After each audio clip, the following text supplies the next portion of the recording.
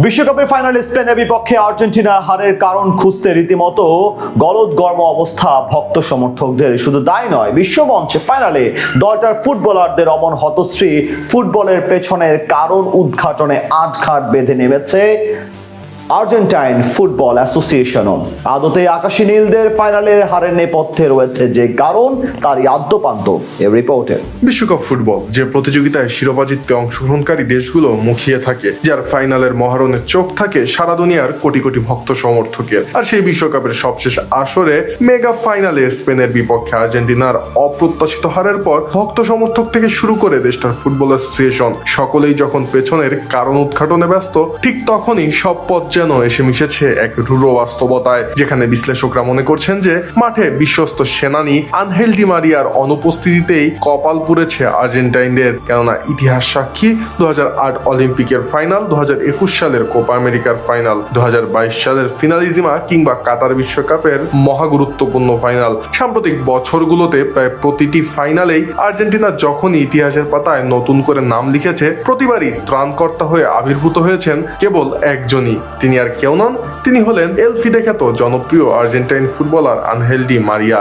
আর সেই ডি মারিয়াকে ছাড়াই যুক্তরাষ্ট্রের মেটলাইফ স্টেডিয়ামে শক্তিশালী স্পেনের বিপক্ষে যখন আকাশী নীলরা শিরোপা নির্ধারণী ম্যাচে মাঠে নামে, তখন কতটা নড়বড়ে হয়ে পড়ে দলটা, সেটাই যেন আরো একবার হারে হারে টের পেল বিশ্বজুড়ে ছড়িয়ে থাকা আর্জেন্টাইন সমর্থকরা। যেখানে ম্যাচের নির্ধারিত 90 মিনিট লড়াই করেও প্রতিপক্ষের গোলপোস্টে আর্জেন্টিনার একটি কার্যকর শট না নিতে পারা, বিল্ড আপ কিংবা অ্যাটাকিং এ ভয়াবহ রকমের সমন্বয়হীনতা, কিংবা স্পেনের হাজারো নিখুঁত পাসের বিপরীতে অর্ধেকেরও কম পাস খেলা, এমন সব নজিরবিহীন ও লজ্জাজনক রেকর্ড করে লিওনেল মেসির দল।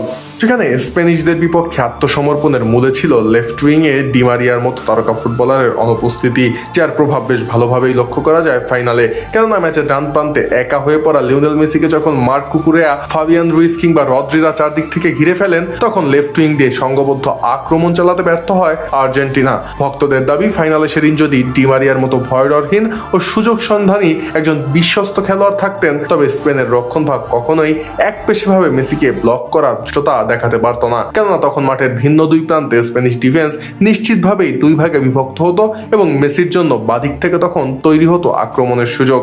কিন্তু ডি মারিয়া না থাকায় স্প্যানিশরা সবটুকু মনোযোগ মেসিকে থামানোতেই বিনিয়োগ করার সুবর্ণ সুযোগ পেয়ে যায়। যদিও আর্জেন্টিনার এই দলটায় থিয়াগো আলমাদা, নিকোলাস গঞ্জালেস কিংবা জুলিয়ানো সিমিওনের মতন প্রতিশ্রুতিশীল ফুটবলার রয়েছে, যারা বড় প্রতিপক্ষের বিপক্ষে জ্বলে ওঠার সামর্থ্য রাখেন, তবে বিশ্বকাপের মেগা ফাইনালের পর্বত সমান মানসিক চাপ তা বইতে এই নবীনদের শক্তিমত্তায় যে কতখানি ঘাটতি ছিল, তা ফাইনালে দিনের আলোর মতোই প্রকাশ পায়। শৈশবে বাবার সঙ্গে কয়লার বস্তা টানা কষ্টের দিন পেরিয়ে নিজেকে যিনি বিশ্ব ফুটবলের সবচাইতে নির্ভরযোগ্য বিগ ম্যাচ প্লেয়ার হিসেবে প্রতিষ্ঠা করেছিলেন, সেই ডি মারিয়া নিজের উপস্থিতিতে তরুণদের বিকাশ ক্ষতিগ্রস্ত না করার জন্যই আন্তর্জাতিক ফুটবলকে বিদায় জানান। তবে মাঠের বাস্তবতা বলে, ডি মারিয়াকে ছাড়া আর্জেন্টিনার ফাইনাল জয় তো দূরের কথা, স্পেনের বিপক্ষে জেতার মতো ন্যূনতম লড়াইটুকুও দেখাতে পারেনি স্কালোনির শিষ্যরা। আর তাই তো স্পেনের বিপক্ষে এমন হতশ্রী পারফরম্যান্স আরো একবার প্রমাণ দিয়ে গেল যে বড় মঞ্চে আনহেল ডি মারিয়ার উপস্থিতি ছাড়া আর্জেন্টিনার পক্ষে ফাইনাল জেতা কতটা দুরূহ ব্যাপার।